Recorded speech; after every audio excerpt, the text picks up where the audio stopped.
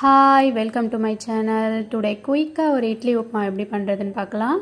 இட்லியை இந்த மாதிரி நல்லா உப்புமா பண்ணுறதுக்கு உதிரியாக பண்ணி வச்சுட்டு ஸ்டவ்வில் கடாய் வச்சு கடாய் ஹீட் ஆனதும் எண்ணெய் போட்டுக்கலாம்.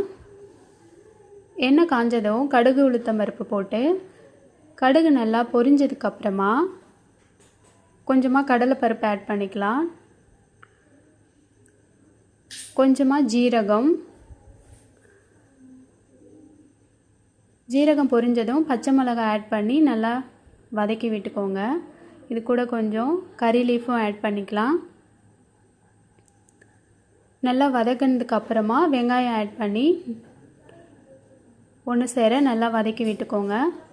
இது கூட கொஞ்சம் மஞ்சள் பொடியும் கட் பண்ண கேரட்டும் ஆட் பண்ணி நல்லா வதக்கிட்டு உதிரி பண்ணி வச்சுருந்த இட்லியை இது கூட சேர்த்துக்கலாம்.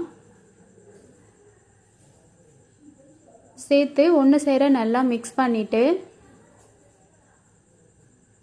இதுக்கு தேவையான அளவு உப்பை ஆட் பண்ணி கலந்து விட்டுக்கலாம்.